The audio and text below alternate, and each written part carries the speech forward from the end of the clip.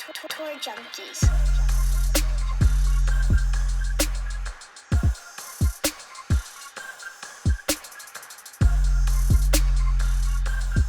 What's going on, golf addicts? Welcome to the 2026 API Arnold Palmer Invitational betting show.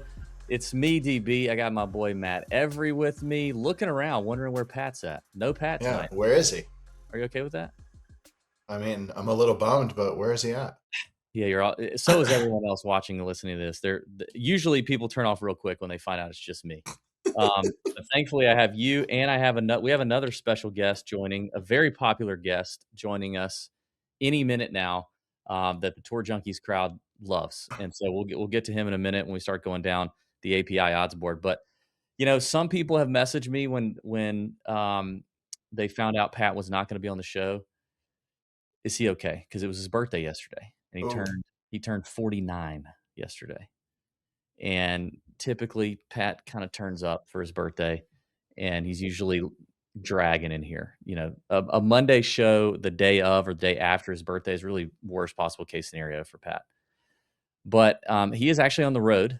He is driving to Orlando, not Orlando. You're in Orlando. He's driving to Palm Beach. Oh, that's right. TGL. For the TGL, the TGL betting summit, where unfortunately I could not go. My wife had surgery on Friday, and she's recovering. So I'm helping her, obviously, and the kids, and doing all the things. So I couldn't go. She's doing great, but this is a solo Pat trip, and I'm really excited for that because over the years with TJ, me and Pat have done a lot of cool stuff together, but a lot of the solo stuff I've done, and Pat's been at home, kind of bummed. But this time he's going to do it on his own, and I'm really happy for him for that. I'm looking forward to it. I hope he has a great time. His wife's going with him, and supposedly they're going to get some content.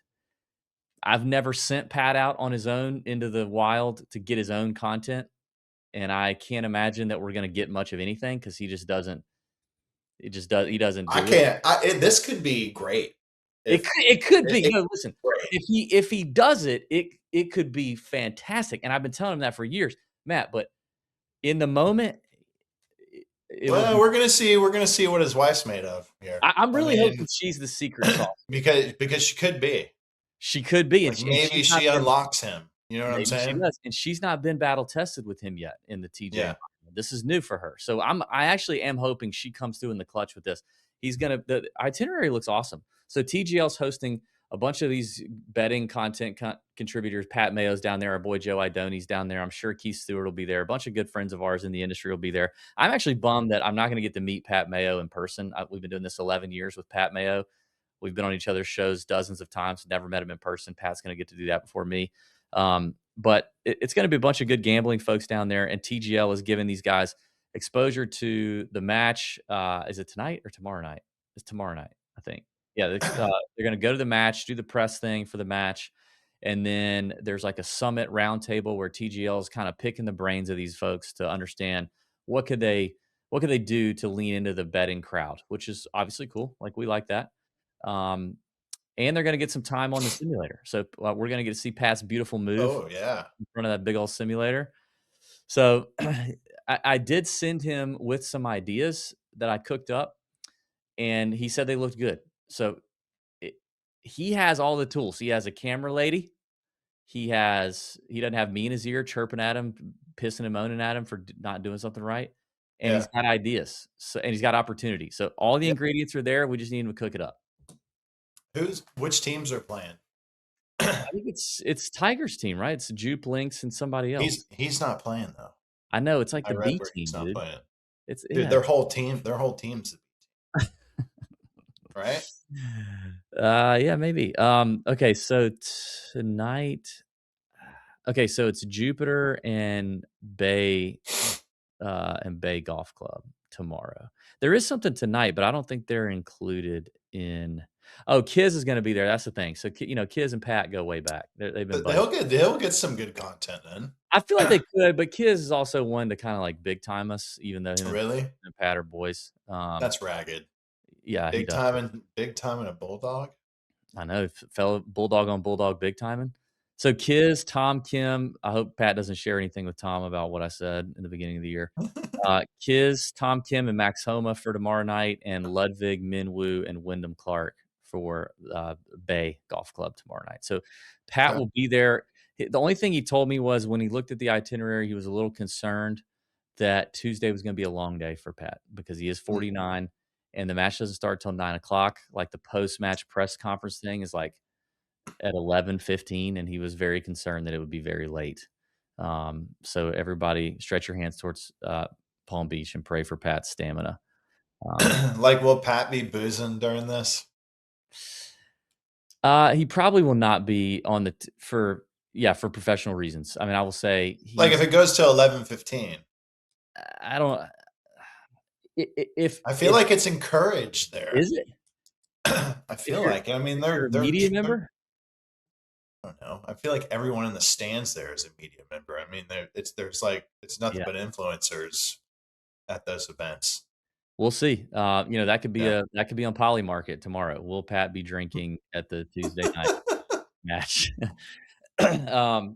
You know what I think would make that better is if they let people like Pat participate in TGL. I think it would make the product better. Like, what Just if have a random on a team and you got to use them in a certain spot? Yeah, like if you throw the hammer, but the hammer is dude over there's got to hit this shot. Yeah. Oh, yeah. That's a great idea. Yeah. That could be great. And Pat should be all time that guy, like all time quarterback, but all time that guy on every. Each team has a designated amateur. Yeah. And not like a golf influencer, good amateur, like a bad amateur, I think. Yeah. Because can you imagine, like, if you're a 10 handicap or worse and you're on that team, sure, everyone expects you to hit the. Okay, the way this works is it's going to be some kind of other athlete that's a 10 handicap. Yeah. You know what I mean? Yeah. So, like, for Atlanta, maybe you'll get a Falcon or a Atlanta Hawk. Or a stripper from Magic City. Or that. Or Ludacris, maybe. Yeah. Who knows? Luda. You know? Yeah. Yeah. Performing at the Players next week. Is he? Yes, on Tuesday night. Dude, and you won't let us stay at your house to come to that. That's unbelievable. I just don't have the room, man. And I got 2 kids that are, and my wife. There's no fucking. We need I'm 6 feet. Pat's 5'10". We need a 7. We need a 7 by. I have 1 bed. We need a 7 by 7 spot on your floor. I have one extra bed. That's perfect. We've done that before. How many nights? I'm just kidding. What I was gonna say is I don't even know that I'll be able to do it with my wife's surgery thing. What I was gonna say is, well then Pat can come. Yeah, it'll just be the spring of Pat. It'll be the March Madness Pat version. I was gonna say, like, it would be awesome for an amateur like that when they hit a great shot, like when they pull it off, because everyone. Because if you get like Grant Horvat up there, and he just like hits a regular good golf shot. I mean, I know he's not a pro, but like, I just don't want to. It just does nothing for him. It does nothing. Nothing. I think we're on to something with the athletes being the 4th guy on the team, and it's up to the other. Yeah, exactly. When you throw the hammer, that you bring that into play. Or what if it was like the Masked Singer, where every night it was you look over. Okay, listen, no. Just think about the possibilities here. Think about the possibilities. Lil Wayne gets up there and he's like, don't you? LeBron is obsessed with golf right now. I know. Like, he would do it for LA in a heartbeat. That guy loves attention. Like, he's going to do that in a heartbeat. This actually might. It's a great idea. I'll send a carrier pigeon to Pat to bring that up at the round table. So anyway, we miss Pat. Happy birthday to Pat. And if you love Pat, drop in the comments that you love him. Tell him happy birthday. And for extra credit, put in the YouTube comments your favorite Pat memory from over the years. Your favorite Pat memory. I have so many on the show. One of my favorites was when he rage quit on the show when he got mad at me, and we were live, and he got really mad at me. How long ago was this? Threw one of his temper tantrums. This was like 4 years ago. It was post-COVID.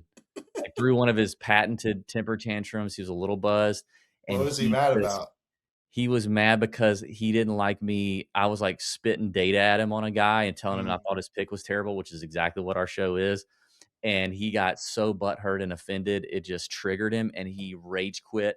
he threw off his headphones and he said something to me, cussed me out, and then he gave this evil maniacal laugh on the camera. I've never heard him laugh like that before in my life, and he raged. Is it in the archives? Like, can we go Oh see yeah, it? I'll send you the clip. Okay. And he just slams his computer down live and just disappears. And I was like, Oh wow. wow, okay, Yeah, we need to see that. it was awesome. So put that in the comments. Matt, before our special guest arrives, is there anything that we want to talk about with the Cognizant? Shane Lowry. I mean, honestly, I worked a lot of weeks leading up to that. That was a letdown. I mean, let's be real. But we're ramped back up this week. I'm pumped for this week. No, Shane gassed it. I'm sure a bunch of people had Nico, which is awesome. If you did, happy for you. I did not have him. I didn't bet last week. But I'll be back. I'll be back this week. A lot of golf Twitter was on Nico, so good for them. I'm glad that worked out for them. I was not, of course. Was Pat? I'm on a cold streak. Nope. But I will say Pat did give out in the Wednesday night Nut Hut Discord chat. He did give out Austin Smotherman as a first round leader, and I saw some people cash on that ticket.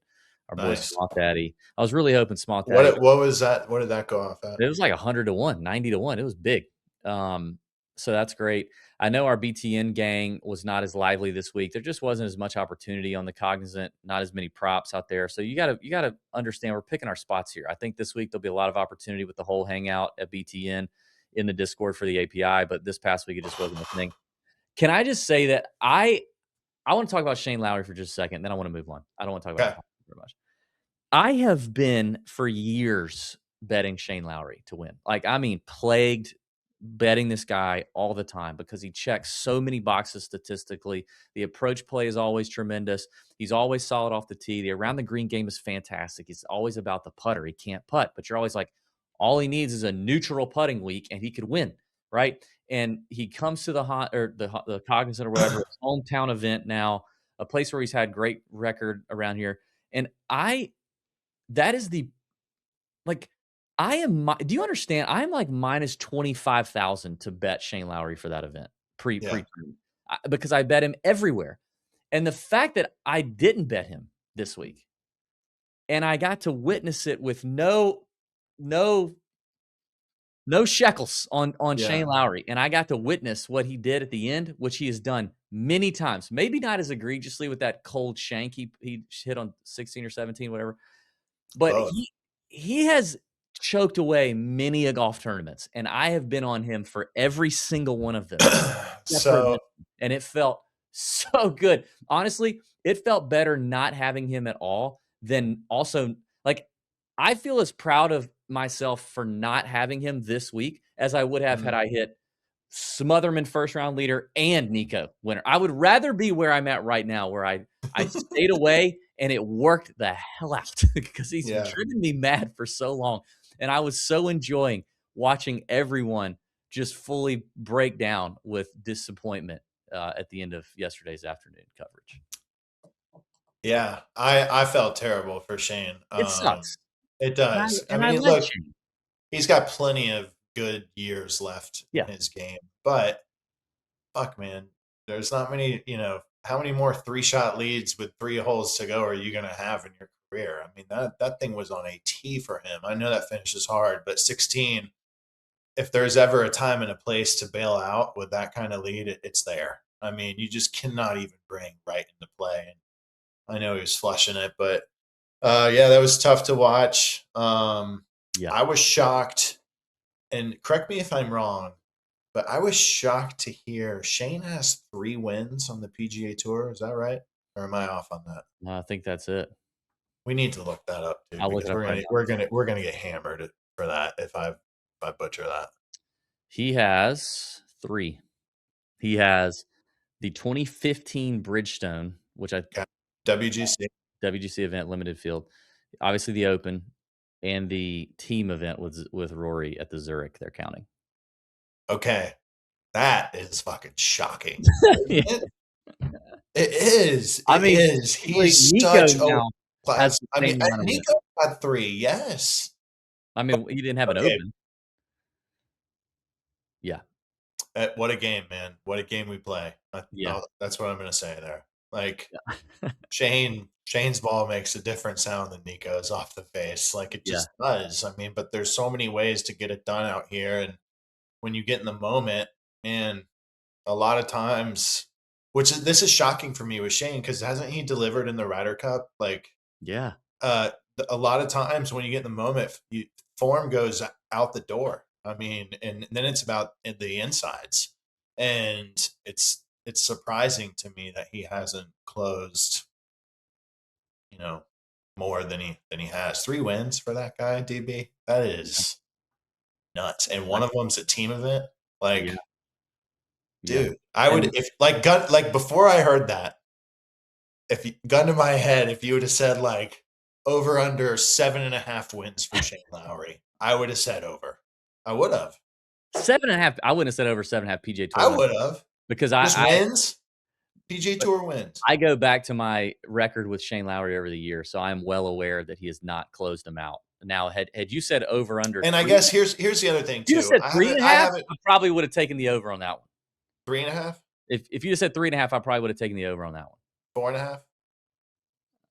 I don't know if I'm taking the over on that one. I've had a The lot only of reason maybe I'm not as well versed as you in this is I have not been betting on golf. yeah, This is since I started doing the betting show for yeah. ESPN. So like That's the I haven't difference. been paying attention to odds. I haven't been doing all Yeah, this, but I know that that guy lives on the front page of leaderboards. Like yeah, it's just nuts. yeah.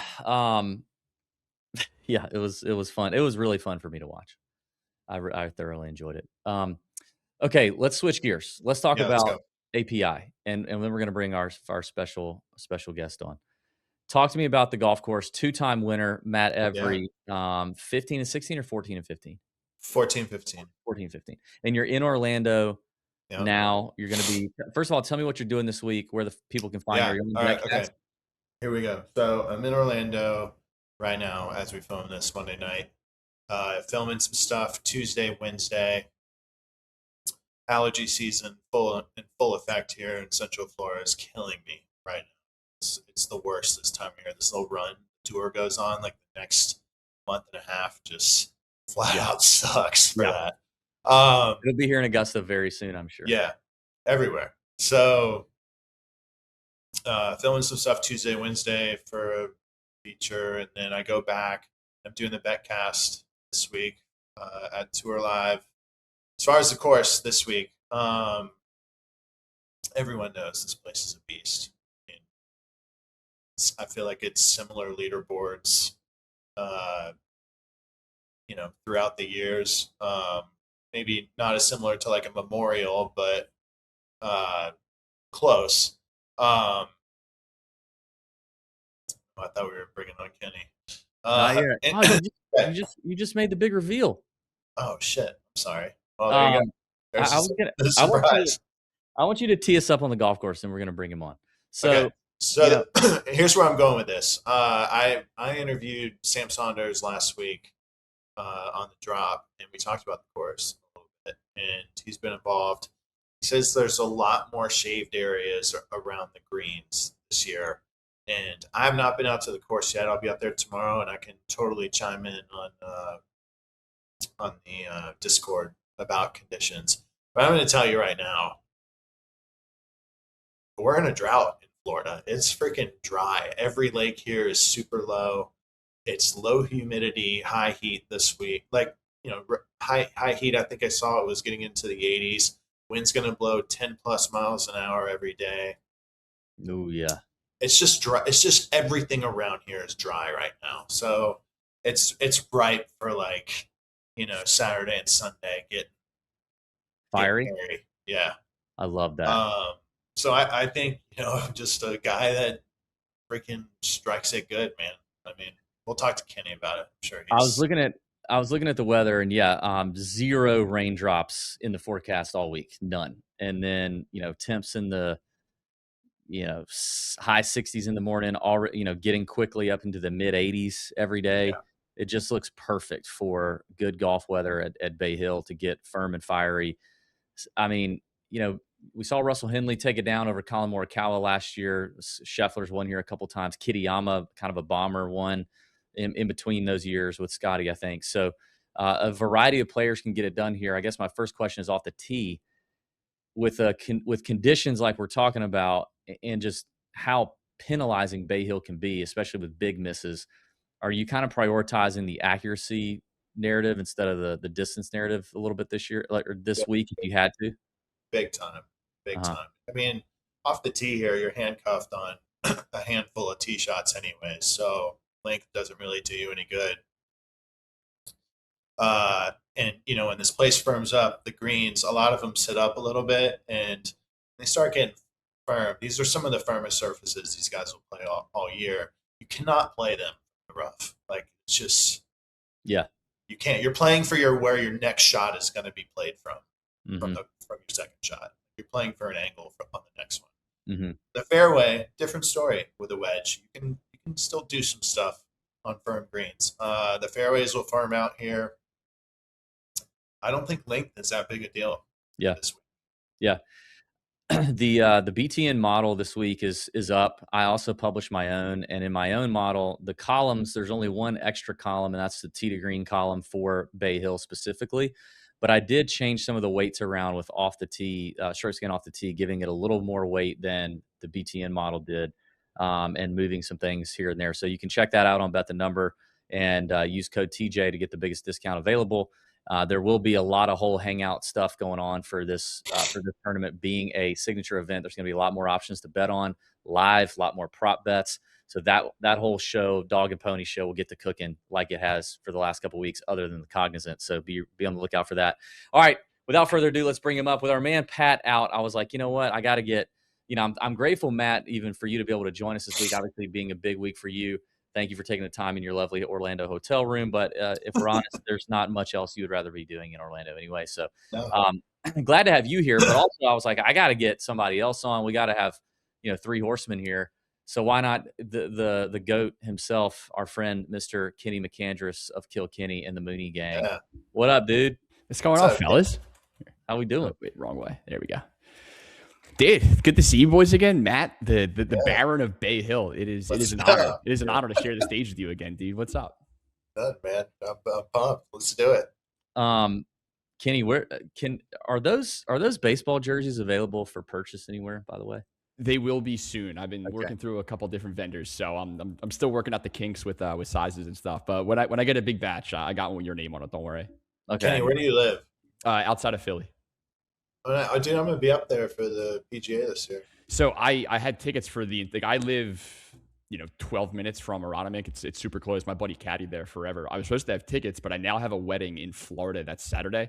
So I'm either taking the red eye back Saturday night or like the first flight out Sunday morning, and then I'll be there all day Sunday. Let's meet up. Yeah, absolutely. Hopefully watching my boy Jake Knapp bring it home at 200. Oh, nice. Very nice. A little PGA Championship talk to get us going. Kenny, do you have any before we start getting into some names, some bets, some action? Any I know you're listening to the conversation there about the golf course and about Bay Hill. You have the Baron of Bay Hill here among us. Anything else that you would want to ask or want to know when you're starting to think about your bets this week? Yeah, Matt, I do have. I got 100 questions, but I had one that I was thinking about earlier. Once DB told me I was going to be on the show today. So obviously, you won here twice. You went back to back. My question would be, at the beginning of the first year you won, you said it was 2014. At the beginning of your 2014 season, if a genie popped out of a lamp and said, Matt, I got good news. You're going to win a tournament this year. And then believe it or not, you're going to defend the crown again next year. Do you have any guess what tournament's that going to be? Would this have been your first choice at a guess, or based on how it suits your game and stuff? Or was it not shocking, but like, if you found out at the time you're about to ship Bay Hill twice, would that have been a complete shock? Yeah, because I think I had played here a couple years prior to winning. And I might have had one decent finish, like top 30, nothing crazy. No, I mean, it definitely snuck up. But dude, I don't think I was ever good enough to really pick like, it needs to happen here. It could happen here for me. But at the same time, I was also dumb enough to think, at this moment in my career, I was dumb enough to think I can win any week if I'm playing good. Like, and I think a lot of guys think that way. But if I could have picked one, it would have been in my top 3 for sure. Yeah. I mean, the belief though. I mean, I know you guys briefly touched on the Lowry thing, and I don't want to revisit the past here, but the one show that I was able to do with you guys, I feel like we just hammered the point home of like, dude, winning golf tournaments is hard. Like it's Mhm. just Yeah, it's all between the ears. Those last couple of holes, and dude, it's I felt hard. It's I so hard. I felt gutted for him, man. Again, kudos to him for hopping on the mic afterwards Yeah. and being as vulnerable as humanly possible. I mean, I think again, not that he didn't have a ton of fans out there to begin with, but like you watch that, and that's why people love Shane Lowry. I mean, it's hard not to root for the guy, but it's a sick sport. Um, Matt, talk about real quick. People will get into the surfaces around here a little bit. Like last week, we heard a lot about the overseed, right? Everybody was chanting that. It got your boy Billy Ho caught Oh uh, yeah, a little chatter on that at I Bay saw that. Hill. At Bay Hill, how does that change? Are we more on Florida, Bermuda? Is it Bermuda boys season? Well, okay, so you're a little further. You're a couple hours farther north Hmm. with Bay Hill. It's a lot warmer here. They're you know P-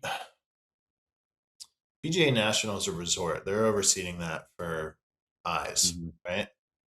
Bay Hill, technically I think it is a resort, but it's not. They're it's a mom and pop resort, and this golf tournament is everything to them, Yeah, and they are totally fine with losing whatever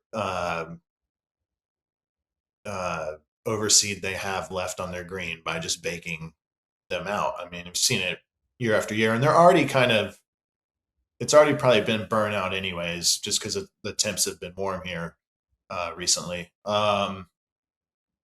The greens will have a lot less overseed in them at Bay Hill than last week. The rough will be similar, I would think. I think they'll be heavily overseeded rough. I'll let you know when I get out there tomorrow. yeah. But Like I'm just going. curious with especially you're talking about how they shave down the areas around the green. Hmm. That to me, I mean that right. If it's tighter, that puts a premium more on around the green play, especially with Yes, green regulation. But is it kind of just in general good around the green play, or do the Bermuda guys get a bump because it's I hard? think they get a bump, and I think if you're a poor chipper, you hate this. Hmm. Um, like speaking from experience, like there were times where I felt great about my chipping, and a tight surface was no big deal. But whenever I felt not great, I would much rather have a lie out of thick rough because it's almost idiot proof out of there. It's like Yeah, you know what it's just it's almost like a bunker shot and a stab at the bottom. Just feel involved. With the other stuff, when it's tight, you better freaking know where the bottom is if you're using a lob wedge, and yeah. if you don't, you're going to get exposed. Um, so I think guys that are, yeah, I think good Bermuda short game guys get a bump this week. See, I think the best part of my game is my Bermuda short game because I can't chip anyway. So when it's really tight Bermuda, I can just putt everything from like 40 yards off the green. It's a little easier to do that than out of the rough. So I can that's attest. my I can short game. attest to this. I saw this personally at Champions Retreat. I can attest. Um, God, boys. By the way, I had the best chipping session yesterday at Champions Retreat. I am Really? dialed Good for right now. you, I got man. two good feels going right now. I'm feeling Why good. don't you come down here and let this Bermuda grass ruin it? That's all right. I got member coming up in about a month and a half. I got to get dialed. All right, let's get to the odds board, and I want to talk about Scheffler first because normally I would just say, all right, let's kick it, but I don't want to. I want to make sure we don't skip him because I doubt we're going to be crazy about betting him at 3-1, which feels like a discount relative to what we've been getting. But we've also seen a little subpar Scheffler by his standards over the last 2 or 3 weeks, especially on the approach on the approach play. But he's turning into Mr. Bay Hill, trying to take the crown from the Baron of Bay Hill, Mr. Matt Every. He's trying to be this. He's this generation's Arnold Palmer, and he loves it here, obviously. And so, what do we think about overall, like how Scotty's hitting it coming in with the approach play specifically? Because if you look at it on BTN, not as strong as it typically is. What are we doing with Scotty? Kenny, I'll start with you. I'm personally I'm playing without Scotty and Rory markets, and You are I without Scotty usually and Rory? I mean the price difference between the two between the without Scotty and the without Scotty and Rory markets really aren't all that drastic. So like I think the two of them are so clearly separate from the rest of the field, especially on this track. And like again, you're not paying that much extra insurance to get the Rory market as well. But it was more so because of Scotty. I just look, I mean, we've all seen the same things. I mean, the rounds 2, 3, 4 have still been the Scotty like video game numbers, and it's just been this really weird cloud over his head in round 1. I refuse to believe that is like uh, a sustainable mental error or something like that. And I hear you that recently, like the approach hasn't been completely dialed. I think what's more frightening is that the putter has been magma hot, and I trust him to find the irons more than anybody else on tour. And look, when he hasn't won in 3 tournaments, like the fact that the word "do" factor comes to mind is absurd in professional golf. But like I would fade Scotty at your own peril this week. It just feels like a Scotty week. So I'm taking my shots elsewhere, but I'm not playing anything in a naked outright market. Oh, I have a question for Kenny there. So, like, a Russell Henley is 30-1 with everyone in the field. What would he be in without Scotty and Rory? Tell you right now. So what's Henley just straight up? 30-1. 30. Without Scotty and Rory, he's 22. Okay. You guys are the math wizards. You tell me what is that like? I mean, because I'm with you. I like Scotty this week too. Yeah. I feel like it's this place. The firmer it gets, it's one of the more like debated things. I think. Yeah, each guy just lives pin high. Like, yeah. I mean, it's tough to beat. I was going to ask you about that, Kenny, because and I think you were about to get into it. The without Scheffler market is a hotly contested thing on X, on the golf gambling world on X. And I've done it. I've dabbled in it. I've not done it.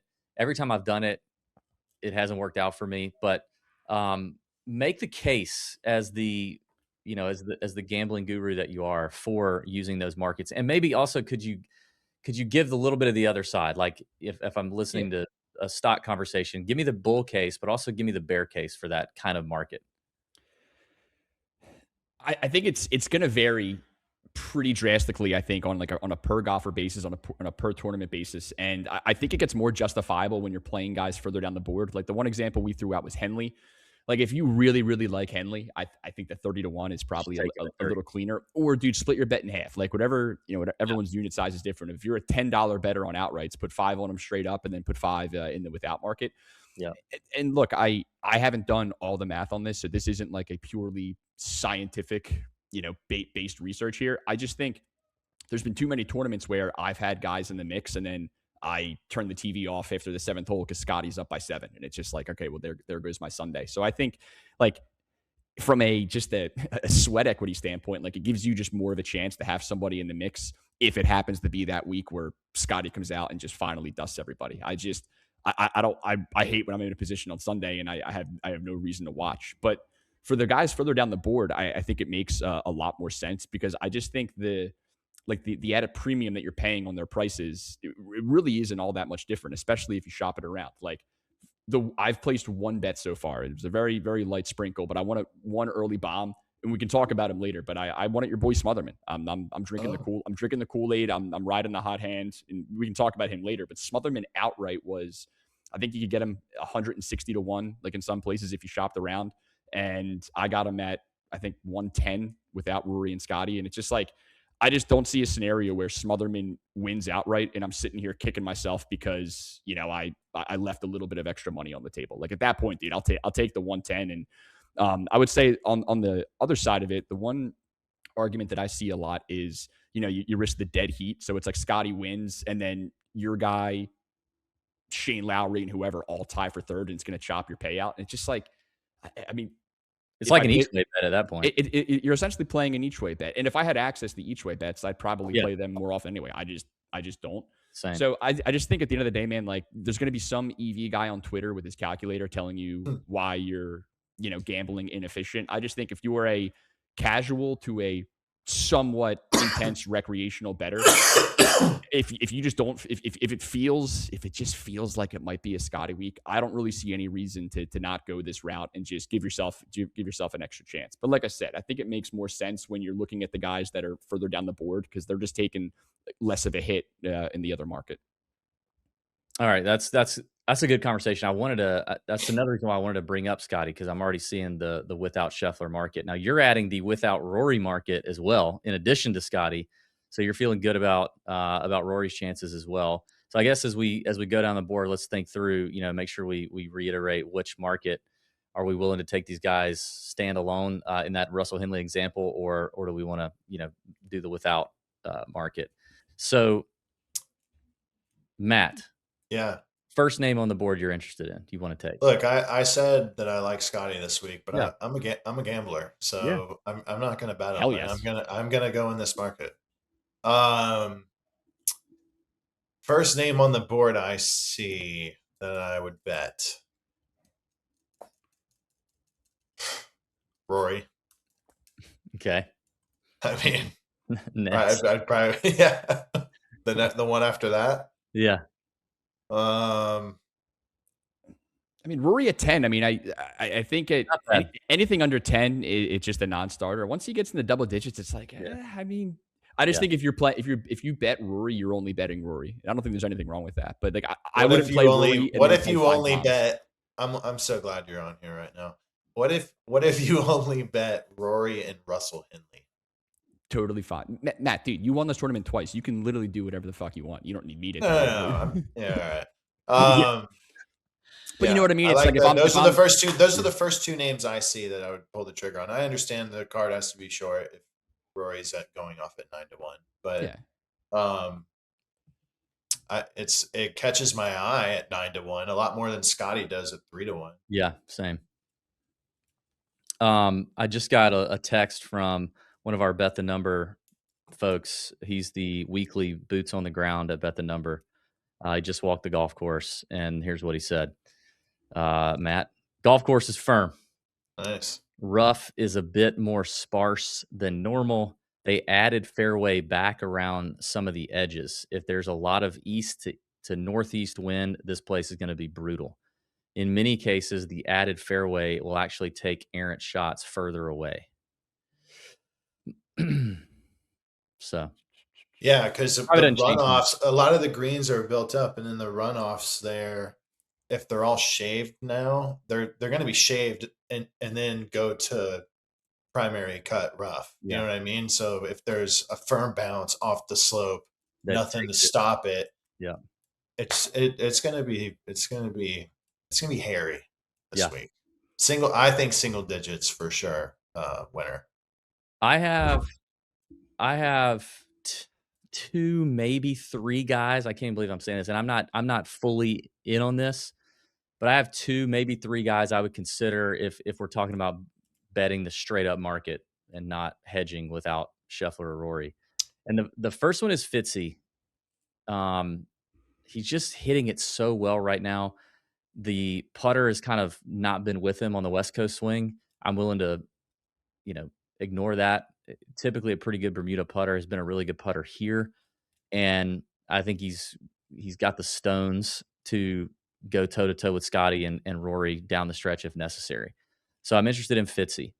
I'll give you these last two and let you guys comment. I can't even believe I'm saying this, but Morikawa has impressed me in the last two starts. The ball striking is really good. Obviously, I could see it. You probably should have won this golf tournament last week. I mean, last year, Henley's chip in on, was that 16, was absolutely humming, and it hit the stick and went in. I guess my one concern with Morikawa is the shaved areas. The shaved areas and a higher ball flight. I don't think he has, which makes it could make it tough to hold these greens. But obviously, it wasn't a problem last year. The guy's gained 13 shots on approach in his last 8 rounds of golf, which is pretty damn good. So I feel a little less conviction on Morikawa, but I'm watching it. And then this is probably borderline. This one probably would need to be a without Scheffler market, but this could be the first week I've bet Siwoo all year. Obviously, he started off really hot, but an extremely accurate driver of the golf ball is going to likely be positioned very well here off the tee. The approach play has looked like vintage Siwoo all year. He is a really good chipper. He's had some back and forth weeks this year, but he is a very underrated chipper on any surface. It's just about the putter. But when you say single digit winner, daddy likey for Siwoo Yeah. that because he doesn't I have to could make say everything.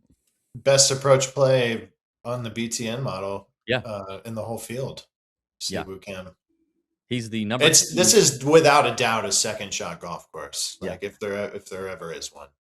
So I mean, like honestly, best combination of accuracy, just accuracy off the tee, and he's going to hit it 290 if he can reach it that far, depending on the dog legs and stuff.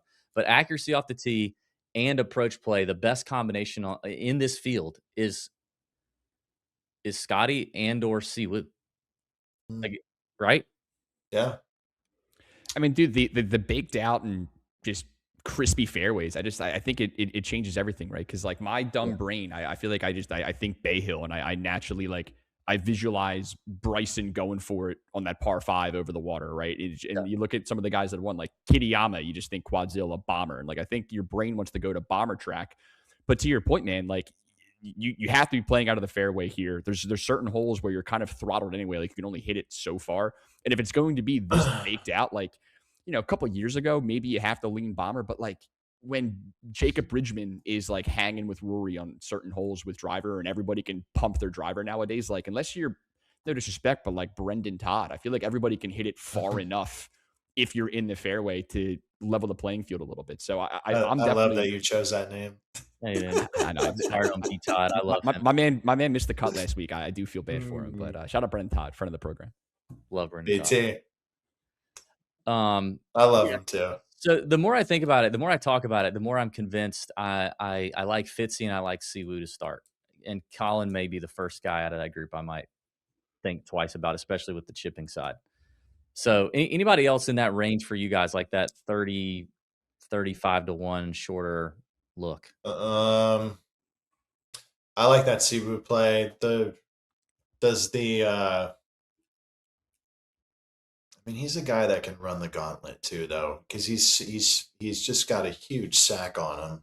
Yeah. But there's so many train wrecks waiting to happen out here. I mean, there is. Like, that's the only thing that concerns me a little bit with him.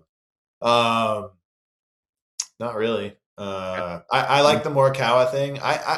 He doesn't have a high ball flight with the irons. I don't know. I've always thought that this is like a high fade works pretty good here into the greens. I just know he doesn't hit it that high relative with the driver. Like if you look at Apex, which I don't have pulled up right now, but so then I mean, I know guys can hit it different heights with irons than they can their driver. We just don't have like Apex recorded on irons. So Matt, what was your preferred shot shape? Were you a natural fader? Were you a natural drawer? Did you work it both ways? Like what? Kind of like when I was early, I was a drawer, and then late, like I like to fade all my irons. I probably drew the driver early in my career, and then I went to fade everything, and then I went to try to fade it off the tee, but I just hit holes and still kept aiming for fades. And now I'm doing this with you guys. Dude, that's an amazing trajectory. God's sovereignty there. Look at you. All right, Kenny. Anybody else in that range? Nobody that I think I'm gonna bet. It's the first time that I've seen like Matt Fitzpatrick is 22 to 1, and I'm loosely considering it. I'm probably not going to get there, but like it's pretty nuts just how dialed he has looked the last couple of weeks. And I don't know if this is like maybe because he's somebody that I don't bet on a ton, that I'm not like hyper analyzing every shot he hits every tournament, but I forget if it was Pebble or at Waste Management. He was hitting just stingers off every single tee box and was just middle fairway and getting a ton of rollout. It felt like every single time that he was on the coverage, and by what it sounds like now, it's certainly going to play well here. I just it feels wrong betting Matt Fitzpatrick in this field at 22 to 1, but I don't think it's necessarily a bad number. And then I see him at 26, by the way. I don't know if that's we're getting warmer for sure. We're definitely getting warmer. And then the only other guy that's, I would say, even like sub 50 that I think I'm sort of putting myself in rehab is Gotterup, just because of the sheer power, the winning ability. I almost kind of like that the last time we saw him, he finally ran out of gas. He missed the cut at the Genesis. I think that was like a necessary get punched in the face, reset a little bit. Market correction. Yes, and now you're getting him at 40. So I don't know if I'm going to do it again. I bet him twice since I hit on him. So like I know that I like me and him need a little bit of space. It feels like, but when I saw him open at 40 on this track, I thought about it. But again, based on our conversations about just sort of the accuracy angle, I don't know if you need to be Goddard up to win here, but he was somebody I at least gave a look to. I'm taking back my my third. Oh, Henley. I'm going with Kitayama as my other guy here. I like him at 44 to 1. He's playing good golf, high ball flight. Obviously, past champ here. I mean, what's there not to like there, Kenny? Talk me out of that. I can't. I mean, I think I thought he was going to win Genesis. That seemed like it was ripe to he feels like he's a winner. Like he went. You know what I mean? Like 100%.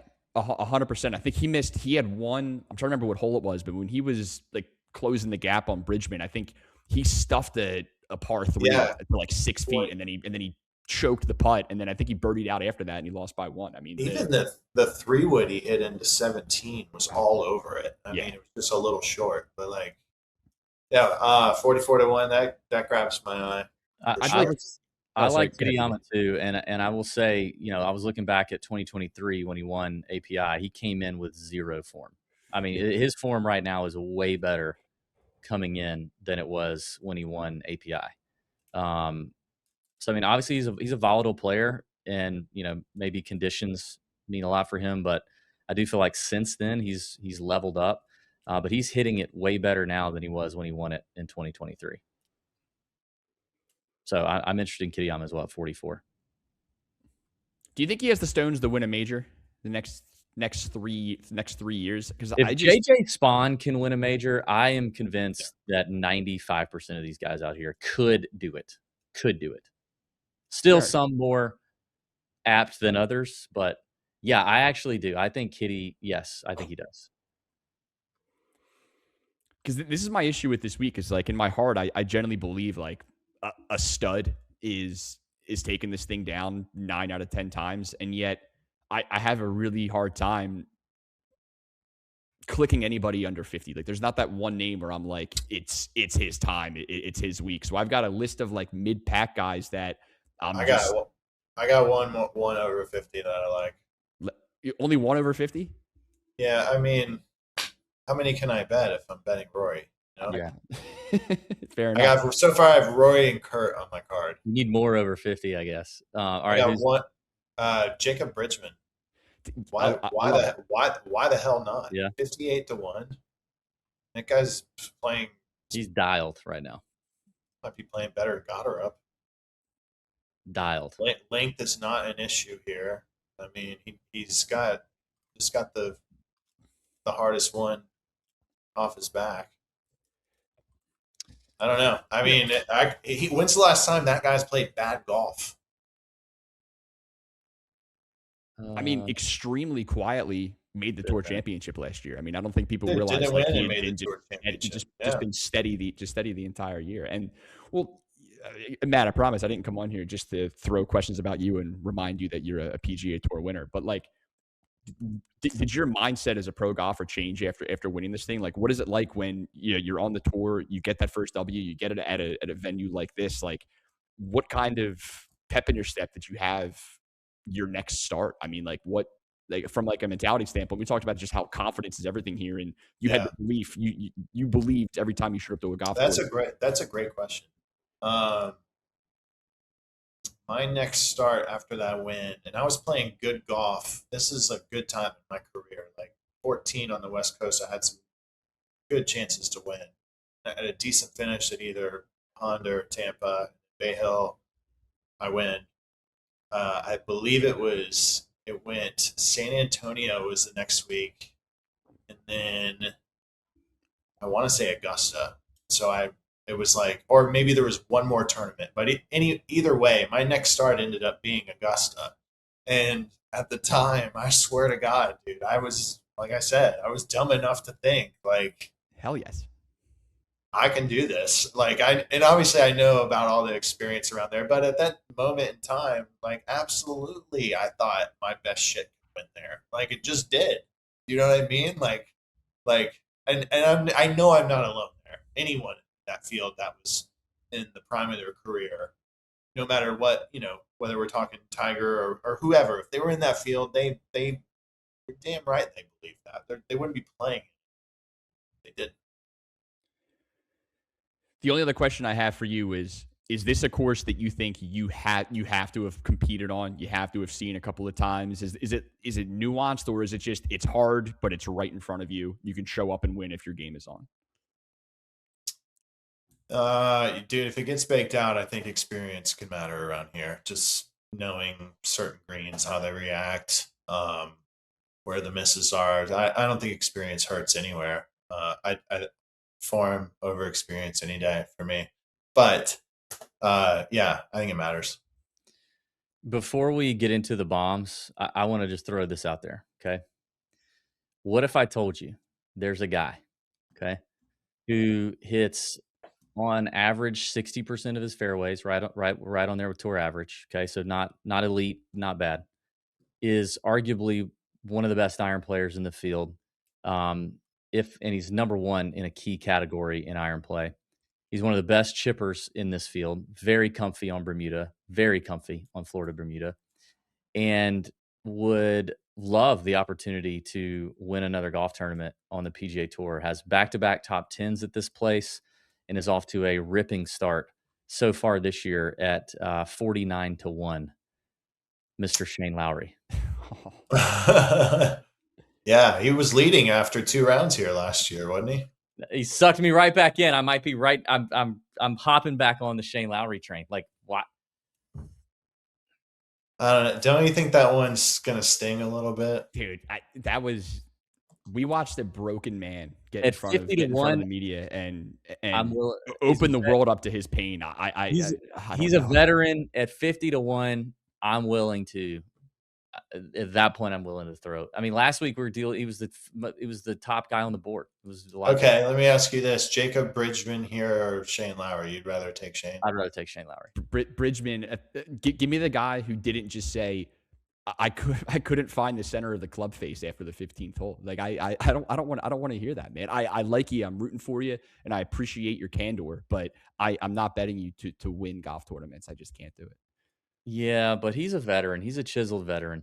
I think he could overcome those demons. And why? I mean, he would relish the opportunity to overcome those demons. Chris Gotterup has as many wins as he does in the last 5 months. So does Nico Echevarria. Which that's crazy. I understand. Kenny wasn't listening yet. I've led the show with saying I am a Shane Lowry outright betting addict. I have never stopped betting him outright until last week, and it was so satisfying to not be on that receiving end of Shane unlubed, just absolutely rear end effing me at the end of a Sunday like he always does. But 50-1, limited field, right back on Bermuda, firm and fiery, accuracy off the tee, great iron play, great Bermuda chipping, single digit scoring. I'm willing to take it. And look, everyone's going to remember the Lowry double water ball and how the last tournament ended, right? I feel like let's not forget the fucking seed Nico fired into 17 right in front of Lowry. Lowry's standing in the tee box, feeling that whole scene was chaotic. Like he just made a really crafty double with that nice bunker play, and then he gets to watch Nico stuff one that barely clears the water on 17, watches him make birdie. Like I think that was more rattling than what would happen on the previous hole. And I feel like everyone's going to remember Lowry collapse. Dude, Nico came in there and snatched that. He kind of did. I know. I mean, Shane, if the double doesn't happen on 16, it's a different story. You think Shane? But that ball, when Nico's ball was in the air on 17, and was Shane watching? I was. Yeah, I think they had just gotten to the tee box. He said at least for, I don't know if he saw the tee shot, but they sat there and he watched him make birdie from the tee box. Well, all I'm gonna say is if you were watching that tee shot from the tee, part of you is definitely thinking that thing's wet. Yeah. I mean, it's that was about as close to the line as you can get where it landed. But you know what? Props to him for making the putt. I still think Shane, man, I don't know. I hate playing Monday morning quarterback too. 100%, man. This late in the game. All right, Kenny. We're coming up kind of almost at an hour, so I want you to hit us with the bombs. You're notorious for the bombs. I have a few as well. Knowing that you were coming on, I was obviously going to have some prepared. All You right, already so mentioned Smoth Daddy, this and we this can talk this about will him. be helpful because I've placed one wager thus far, and Okay. I'm ripe to place more. So I got a list of names here. I kind of want to just fire and just get a little feedback on, right? So I mentioned them earlier, but look, for the same reason that Matt likes Bridgman, it's like, why overthink it? At 100 to 1 in the without market, I'm gonna burn a couple of bucks on Smotherman. Yeah. Look, I know he did the bulk of his damage in round 1 last week, but for me, I just think when you do this long enough and you see somebody like Smotherman have that round 1 that he had, the belief is, okay, this is going to come off the rails at some point. And I felt like he kept it together pretty great the entire weekend. And even Sunday, I felt like he struck it well. Had a really nervy, start to the round. And then I felt like for the entire day, he was putting himself in good spots. He couldn't make anything Sunday, but final group with Shane Lowry trying to get your first tour win. I know he didn't get it done, but had a nice up and down to lock in second and gained across the bag. I'm riding the hot hand. I mean, this is a free roll for him. It's a tournament that he didn't think he was going to be playing in a week ago. And I see a whole lot of green in that bet the number model. So at 100 to 1, it's kind of like when Bridgman won at Genesis, and like you look at what he did the week before, and it's like, why didn't I go there? So I'm on Smotherman to start. I mean, obviously the round 1 was pretty impressive, but I mean, even round 2, 3, and 4, he was still positive in strokes gained tee to green. It was the putter that kind of let him down, which is his MO. I mean, we've known Smoth Daddy since he was a rookie on tour. Yep. Putter has held him back for a long time. And he's always been every tournament. He is up there when it comes to long iron play. He is a really good long iron player. One of the better ones on the tour. It sounds crazy to say that, but he is that good with long irons. His putter has been what has let him down so often. So he's maybe has a little confidence coming in. The putter hasn't been as bad this year. It hasn't been great. I worry a little bit about the lack of experience. We've already talked about that. He's not played Bay Hill, but you're right. I mean, he's playing with house money. I had Smoth Daddy checked. He's also like almost 8 to 1 to finish top 10. So, because I was gonna say, like, if you wanted to do the top 10 for sure, like, I don't think I would, like, I wouldn't go safe and bet him top 40. Like, I don't know if I'd play him in DFS if you guys go down that road, but like, because look, this is a clearly boom or bust type of guy, and I think when you're betting outrights, especially at the range that he is, like, I want a guy that is either going to miss the cut or has a potential 62 in the back pocket. I think it's why on certain courses, like, I gravitate towards Potgieter. Potgieter's going to miss 70% of the cuts that he plays of the tournaments that he plays this year, but like 4 or 5 times he's going to be in the final group on the right track. And I just think Sutherland has that spike potential. I'm riding the hot hand, but I got a few other names here. I got one that I think was a late addition to the field. Now, look, I know that this is a big boy event. As I already said earlier, I think a stud probably wins, but if we're playing the accuracy game, maybe just some shots gained vibes. And I think very, very quietly, I got a dude at pushing 300 to 1 that I think know where you're going. That is top 10 in 2 of his last 3 starts. I mean, can we give Joel Damon a look? I think Joel Damon is absolutely in play here. Yeah, 11 to 1 for a top 10 for Joel? Yeah, I don't think the outright market, I mean, I know it's a huge number. Joel just is not going to win this golf tournament. Even without Scotty or Rory, I find it hard to believe. The chipping is also still concerning for me with Joel. He does have the accuracy down, yes. Got some good finishes, has a top 5 here. It was almost 6 years ago. And he had an elite week with his ball striking that week.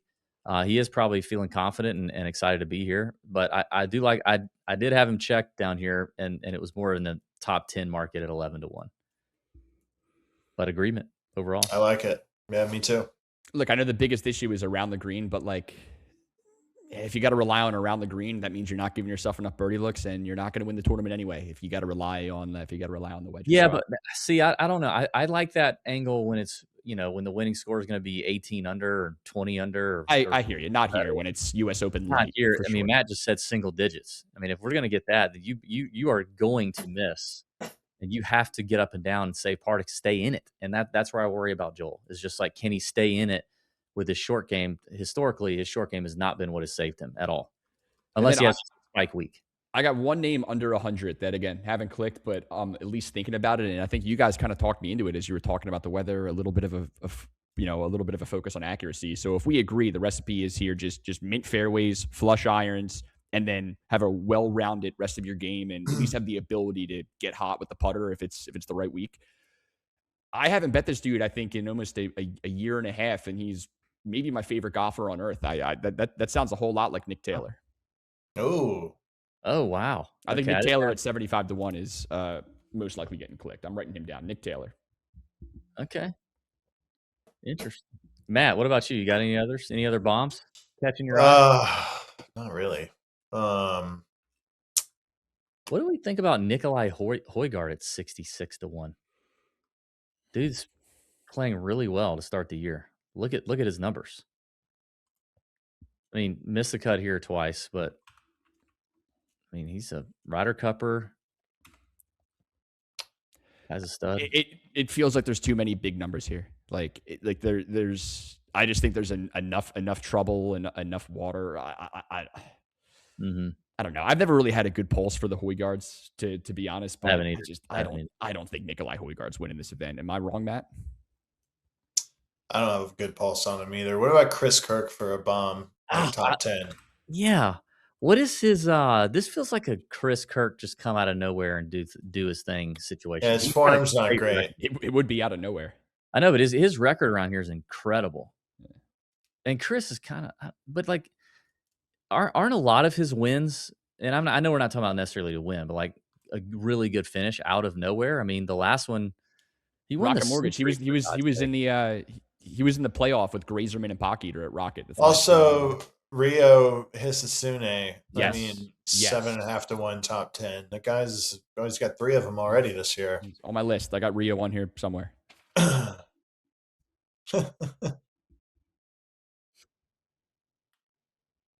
Okay. Yeah, I mean, he's doing his thing, isn't he? I don't hate it. Almost 8-1 top 10. Yeah.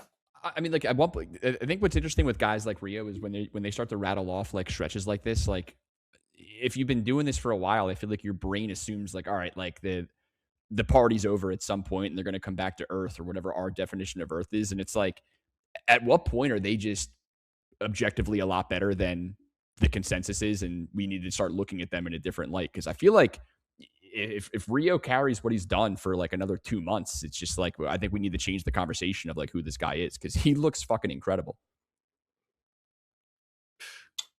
Rio. Was he like 100? Was he 100? He's up there, man. All right. Let's get out of here, but I want to see if I can get you guys to guess the baseball card. Oh wait, you got one? I got a card tonight. I got a card tonight. You gonna give us some trivia? Yeah. I need a year. Date. You're talking to the right guy. I'm gonna give you an era. Late 80s, early 90s. Okay. Outfielder. Okay. Right-hander. Okay. Became the. Well, no, that's not going to do anything for you. I think I'm going to give this one away. Give it a team. Seattle. Underrated. Right-hander. Underrated. Late 80s, early 90s. Late 80s, early 90s. Underrated because he was obviously overshadowed by Junior. God, he was a stud in like. What did he play? Center field? Sega Genesis, like World Series baseball or like RBI. I think I'm going to be a couple years early. It's not like Jay Buhner, is it? Bang! Wow. Jay Buhner, huh? Oh my God, Kenny, nice ball. I swear on my life. Dude. That's late. Was he late 80s? Like I remember. I feel like I would have thought mid 90s. And well, he was a rookie in '87 with the Yankees. Matt, this is what I do. I'm like you give me any random baseball trivia and any random like Jeopardy. That was a nice ball. I was about to say white guy, but I figured when I said white guy, I was about to ask. you guys would hit that. But I just remember I remember playing like World Series baseball like '92 on Sega, and you play with the Mariners, and you're waiting to get the Griffey, and maybe a little Edgar Martinez. But Jay Buhner had some sneaky power in that game, and he was Buhner like was nice, man. sneaky good A hitter. buddy of mine was very influential in getting Edgar Martinez into the Hall of Fame. He used to be Really? he used to be a statistician with Major League Baseball, and then wrote a couple of books. He's a pure stats guy. So whenever somebody he's like very passionate about is like it's their last chance on the Hall of Fame docket, he'll go on like a whole social media campaign and just give you the data. Like, here is by the numbers, here's why. And I think on his last try, Edgar Martinez got in, and then he credited my friend for getting him in. My boy Ryan Spader got Edgar Martinez into the Hall of Fame. Shout out Ryan. That's what a noble That's a cool cause. story. I know, man. Hey, baby, let's go, boys. Thank y'all for joining. Listen, Pat's down at TGL. Everybody, I don't know what we'll see if he does any content. I guess follow our Instagram for any content. I will say this, Matt. Pat is good at doing stories. He will do an Instagram story. He'll like hold his camera and hold his thumb down. If it involves any other sort of like big brain creativity to edit a reel or do something kind of, it's not happening unless his wife does it. So she's the secret sauce. I agree. Like I said, we're gonna see. We're gonna find out. But he'll be there at TGL. I'm gonna try to watch tomorrow night, see if we can spot him, down there in the crowd with a little vodka soda in his hand or something, getting amongst it. Should be a good time. And he'll be back on next week because we got the players next week. Matt, are you joining us next week? Yeah. Kenny, you want to stop in? You want to stop in? We can't do four guys because it'd be crazy, but we could at least have you drop in and drop some nukes on us if you want. Yeah, it wouldn't be the first time me and four guys got a little weird, but I mean, dude, you tell me. Kenny. And we'll end with that. Everybody have a great week. Bend over your bookies. See ya.